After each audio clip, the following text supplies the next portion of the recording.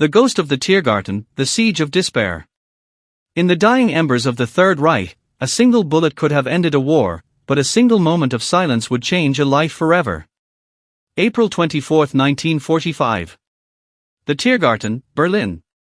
The world is a choking shroud of pulverized brick and scorched iron.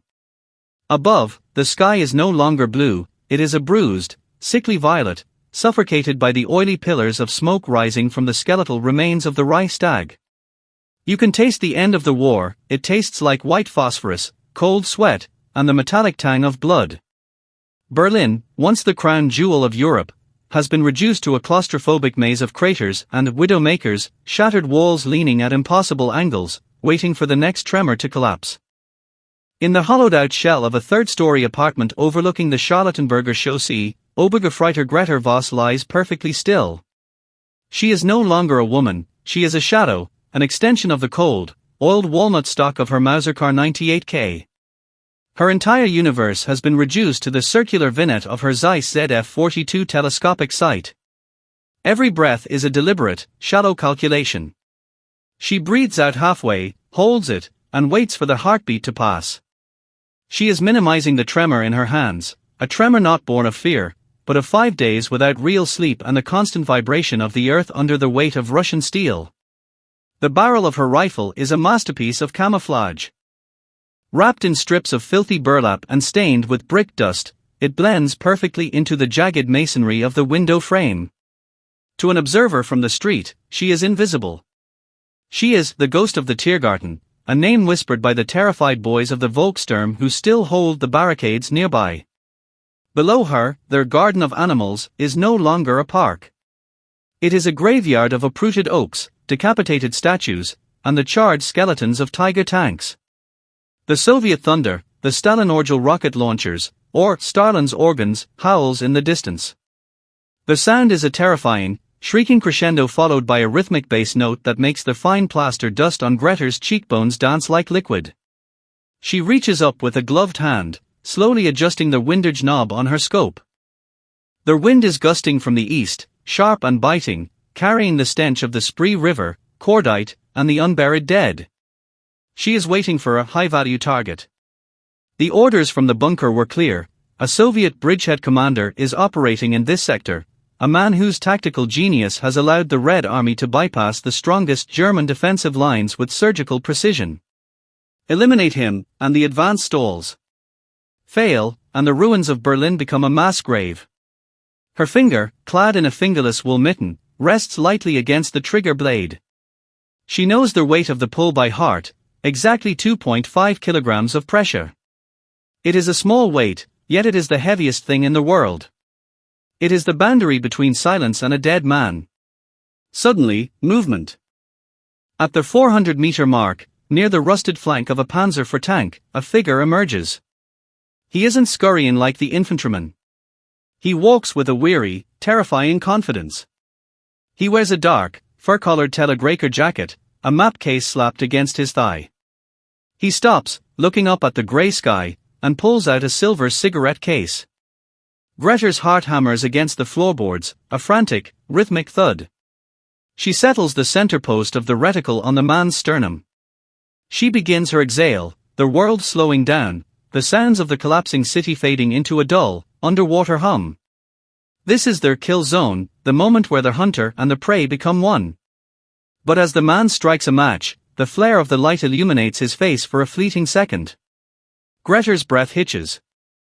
The rifle, a weapon she has used to claim 64 lives from the Leningrad outskirts to the ruins of Warsaw, suddenly feels impossibly, agonizingly heavy. The face in the scope isn't a target. It is a memory. A face from a sun-drenched lecture hall in Heidelberg, 1938. A face she had kissed under the shadow of the old bridge, back when the world was wide and the future wasn't written in blood. Shadows of Heidelberg, the architecture of a memory. The match flickers, a tiny spark of life in the grey heart of a dying empire, and with it, the ruins of Berlin begin to melt away. For Greta, the smell of cordite is replaced by the scent of roasted coffee and rain on ancient cobblestones. Through the lens of the ZF-42, the face of the Soviet officer sharpens, and the years of carnage peel back like scorched paper. This is Nikolai Volkov. 7 years ago, he was not a conqueror in a fur-collared jacket, he was a brilliant exchange student with a penchant for Rilke's poetry and a laugh that seemed to defy the darkening clouds of European politics. They had been students together at Heidelberg, ghosts of a civilization that no longer existed. Greta remembers the way the sunlight used to hit the red sandstone of the Heidelberg castle, and how Nikolai would argue that the beauty of a line of verse was more permanent than the borders of any nation. The memory is so vivid it hurts.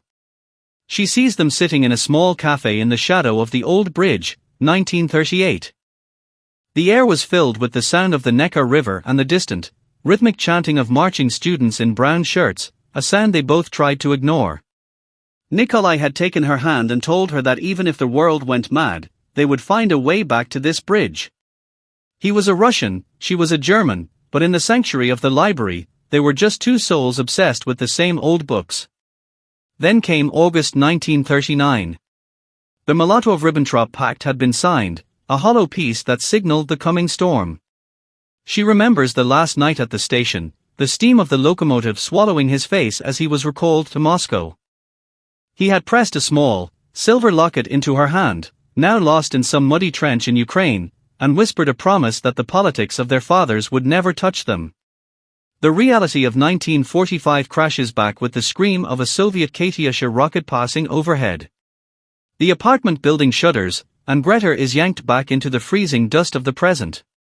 Her pulse is no longer a calculation, it is a physical barrier, a frantic drumbeat against the floorboards. The reticle, usually steady as the stone beneath her, begins to dance a frantic, jagged rhythm across Nikolai's chest. Her training screams at her to regain control. Breath. Aim. Squeeze. The mechanical mantras of the sniper school at Zossen echo in her mind like a broken record. They had taught her that the enemy is not a human, but a problem to be solved with a mathematical formula of distance, windage, and gravity. But the math is failing her. You cannot calculate the bullet drop of a shared past. Nikolai turns his head, peering toward the ruins of the Brandenburg Gate through a pair of captured German binoculars. He is holding a map case, gesturing to a subordinate who remains hidden behind the steel hull of the Panzer. He is directing the fire. Every second she hesitates, another Soviet shell finds a German position, perhaps killing the 16-year-old boys of the Hitler Youth she had seen crying in the subway tunnels an hour ago. To her superiors, she is their ghost, the elite shadow of the Reich. If they knew she was hesitating over a Russian officer, they would call her a traitor. To the state, she is merely a failing instrument of the Endsieg, the final victory that everyone knows is a lie. The wind picks up, whipping a loose piece of floral wallpaper against her ear. It sounds like a gunshot in the vacuum of her focus. Nikolai moves to the edge of the clearing, stepping over a pile of discarded gas masks with the grace of a man who has grown used to walking through hell. He is a perfect profile shot now. Distance, 350 meters. Elevation, negligible. It is a shot she could make with her eyes closed. Her finger tightens on the trigger. The slack is gone. The firing pin is held back by a mere fraction of a millimeter of steel. She stares at his eyes through the glass, those dark, intelligent eyes that once looked at her with something for softer than the cold steel of a war zone. She realizes then that the war hasn't just destroyed the city around her, it has forced her to become the executioner of her own youth. A sudden explosion from a nearby mortar strike sprays a fountain of soot and dirt 50 yards from Nikolai's position. He doesn't flinch. He simply brushes the dust from his shoulder and continues his observation. This cold professionalism fills Greta with a sickening realization. He is a soldier of the Red Army now, forged in the fires of Stalingrad. He is here to dismantle what is left of her world. The man she loved is buried under layers of wool, ideology, and 4 years of bitter Eastern Front winter. She closes her left eye, focusing entirely on the intersection of the crosshairs on his temple. The world is nothing but the smell of old wood and the sight of a man who represents everything she has lost. The weight of the iron cross, the breaking point. The tension in the room is no longer just psychological, it has become a physical weight, pressing down on Greta's spine until her lungs feel like they are collapsing under the pressure. Her finger is a hook of ice on the trigger. In the distance, the rhythmic, bone-shaking thump of a Soviet 122mm howitzer causes a small trickle of plaster to fall from the ceiling, landing softly on the barrel of her Mauser. She doesn't blink. She cannot afford to. Through the lens, she watches Nikolai consult a compass, his movements precise, efficient, and lethal. He is the reason the German lines in this sector are crumbling. He is the architect of the very fire that is consuming her city. A voice cracks through the silence of the room, not from the street, but from the darkness of the doorway behind her. It is Lieutenant Hauer. He is a man made of scars and fanaticism, his face a roadmap of burns earned in the tank battles of Kursk. He leans against the doorframe, his MP-40 slung low and ready. He has been watching her for minutes, his eyes narrowed with a predator's suspicion. He asks, in a voice like grinding gravel, why the ghost of the Tiergarten hasn't fired yet. He reminds her that every second of hesitation is a gift to the Bolsheviks, a betrayal of the boys dying in the trenches just blocks away. Greta's sweat turns to ice. She cannot tell him that the man in her sights is a ghost from a life she isn't supposed to remember. In Hauer's world, there is no room for Heidelberg, no room for poetry, and certainly no room for mercy. To him, there are only two types of people left in the ruins of Berlin, the loyal and the dead. She realizes with a jolt of terror that if she does not pull the trigger, Hauer will not hesitate to put a bullet in the back of her head and take the shot himself. The survival instinct, honed over 3 years of bitter retreat from the vulgar to the spree, begins a violent war with the visceral ache in her chest. She looks back into the scope, her vision blurring for a second before she forces it back into focus. Nikolai has moved. He is now standing near the remains of a collapsed marble fountain, the spray of grey water long since dried up. He looks tired, indescribably tired. The way he slumps his shoulders for just a fraction of a second reveals the true cost of his journey from Stalingrad to the heart of the Reich. In that moment of shared human frailty, the ideological walls crumble. He isn't the Soviet Union personified, he is just Nikolai, a man who has seen too much death, and he is exhausted. Hauer steps closer, the hobnails of his boots clicking on the shattered glass and debris of the floor. The sound is like the ticking of a doomsday clock. He demands she take the shot now. Greta feels the heat of his presence, the smell of stale tobacco, unwashed wool, and desperation. She centers the reticle once more. She thinks of the letters she burned in 1941, the ones with the Soviet postmarks that would have cost her life if the Gestapo had found them. She thinks of the girl she was before she learned how to calculate windage, bullet drop, and the value of a human soul. She makes a choice, but it is a choice born of a sniper's precision and a lover's desperation. She shifts her aim by a fraction of a millimeter, a distance invisible to anyone not looking through the ZF-42 glass. She is no longer aiming for the center of his chest or the bridge of his nose. She is aiming for the heavy, leather map case hanging at his side, the one containing the coordinates for the next artillery strike. If she hits the case, she destroys his data and creates a diversion. If she misses, she buys him the precious seconds he needs to dive for cover before Hauer can react. The world holds its breath. The sounds of the falling city seem to vanish, leaving only the sound of her own blood rushing in her ears. She begins the final squeeze. The Kar 98K barks, a violent, familiar kick against her shoulder that she welcomes like a punch. The muzzle flash is a momentary spark of lightning in the gloom of the apartment, and for a heartbeat, everything is white. The sound of the crack, the calculus of chaos. The supersonic crack of the 7.92mm round tears through the stagnant air of the Tiergarten like a whip. It is a sound Greta has heard thousands of times, but never has it carried this much weight. Through the violent recoil of her scope, she sees the result. The heavy pointed bullet strikes the brass buckle of Nikolai's map case with surgical precision. The leather explodes in a cloud of paper fragments, ink-stained charts, and dust. The force of the impact spins Nikolai around, the heavy bullet punching through the thick documents and burying itself in the churned earth behind him. It is a miracle of ballistics, a shot intended to blind the enemy's artillery while providing a life-saving warning. Nikolai reacts with the jagged, practiced instinct of a man who has lived through the meat grinder of the Eastern Front. He doesn't waste a second looking for the source of the fire. He vanishes. In one fluid motion, he dives behind the rusted, blackened flank of the Panzer IV, his boots kicking up a spray of grit. His subordinates, sensing the lethal presence of a marksman, scramble for cover, disappearing into the jagged shadows of the ruins. The clearing, which a moment ago held the nerve center of the Soviet advance, is now a silent kill zone of twisted metal and stone. Inside the apartment, the air is thick with the acrid smell of burnt powder and the settling dust of the ceiling. Greta bolts the action with a mechanical, rhythmic flick of her wrist. The spent brass casing clatters onto the floorboards with a hollow, metallic ring, a sound that feels like a final bell. She is already moving, sliding back from the window into the deeper shadows of the room, her heart racing not from the shot, but from the aftermath. She knows the Soviet countersnipers, hidden in the tree line of the park, will already be scanning the windows of every building within a kilometer. Lieutenant Hauer is on her in an instant.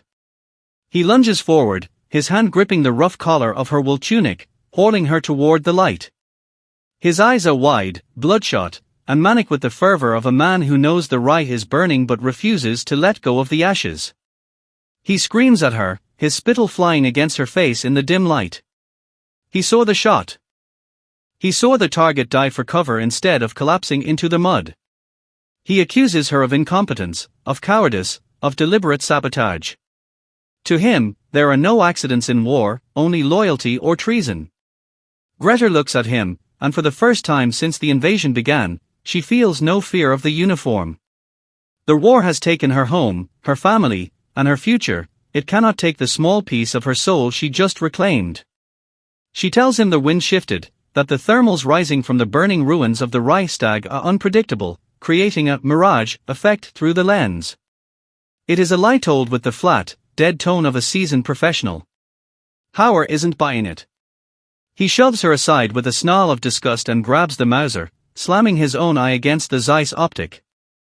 He searches the ruins, his breath coming in ragged, desperate gasps. He wants the kill. He wants to prove he can still draw blood even as the sky falls. Greta watches him, her hand drifting toward the small Walther PPK holstered at her hip. The psychological battle has shifted. It is no longer about the enemy in the street, it is about the monster in the room. Outside, the Soviet response is immediate and overwhelming. A heavy degturi of machine gun begins to chew at the facade of the building, the rhythmic thud-thud-thud sending chunks of masonry raining down like lethal hailstones. The floor groans as the very bones of the apartment shake apart. Hauer ignores the incoming lead, obsessed with finding Nikolai's silhouette in the narrow gap of the tank's treads. He is a man possessed by the need for one final act of destruction before the curtain falls on Berlin. The final threshold, beyond the crosshairs. The room is disintegrating into a storm of grey dust and splintered wood. A Soviet 45mm anti-tank shell slams into the floor directly below, the shockwave tearing through the floorboards and throwing Lieutenant Hauer off balance. The air is a thick, caustic soup of pulverized lath, plaster, and the sulphurous stench of high explosives. Through the roar and the ringing in her ears, Greta sees Hauer regain his footing. His face is no longer human, it is a twisted mask of primal, fascist fury. He realizes he has lost his target, and in his madness, he turns the heavy Mauser toward Greta. He shrieks over the din of the machine guns that she will hang from a lamppost alongside the other defeatists and traitors. But Greta is faster. The months of living on the edge of a knife, of surviving the long retreat across the frozen wastes of the East, have sharpened her movements into a blur of pure instinct. As Hauer struggles to level the long, cumbersome bolt-action rifle in the cramped space, she draws the Walther PPK from her holster. She fires twice. The small caliber rounds are sharp, metallic pops, almost quiet compared to the carnage outside, but they are final. Hauer collapses into the debris, his eyes fixed on the crumbling ceiling he will never see fall. The fanaticism is gone, replaced by the blank stare of a man who stayed too long at a feast of death. Greta doesn't linger to watch him die. She grabs her rucksack and the Kar 98K, not as a weapon for the Reich, but as a tool for the uncertain miles ahead. She scrambles through the settling dust, making her way to the rear stairwell just as the building groans under another direct hit from a heavy mortar. She descends into the bowels of the structure, emerging into a narrow alleyway choked with the charred remains of a civilian trekking cart and the discarded uniforms of those who had already fled. She moves toward the Tiergarten, staying low, slipping through the shadows of the ruins like the ghost they named her. She reaches the edge of the clearing where she last saw Nikolai. The Soviet troops have advanced, their cries of "Yura!" echoing through the smoke and the thunder of the tanks. She finds the spot where he stood. There, amidst the churned earth and the smell of fresh soil, lie the shredded remains of the maps her bullet destroyed. Among the papers, she sees something that makes her heart stop. A small, mud-stained photograph had fallen from the map case when it shattered. She picks it up with trembling fingers. It is a photo of a small, sun-drenched cafe in Heidelberg, taken in the summer of 1938. On the back, written in fading ink and a hurried Russian script, are the words, "To the life we were promised. I will look for you in the ruins." She looks up. Through the shifting haze of the burning city, she sees a column of Soviet infantry moving relentlessly toward the Reichstag. At the head of the unit, silhouetted against the orange glow of a burning building, is a man in a fur-collared jacket. He stops for a brief moment, looking back toward the shattered apartment block she just fled. He doesn't see her hidden in the rubble, but he lingers, as if sensing a ghost in the wind. He adjusts his cap, turns, and marches into the smoke of the final battle for Berlin. Greta Voss lowers her head and begins to walk in the opposite direction, toward the west, toward the thin, flickering hope of a world without crosshairs. The car 98K is left behind, propped against the headless statue of a Prussian king, its barrel cold for the first time in years. The war for Berlin is ending in fire and blood, but for Greta, the war is already over. She is no longer a sniper, a ghost, or a soldier. She is simply a woman who chose her humanity over her duty, stepping out from the shadows of history into the light of a new, uncertain day.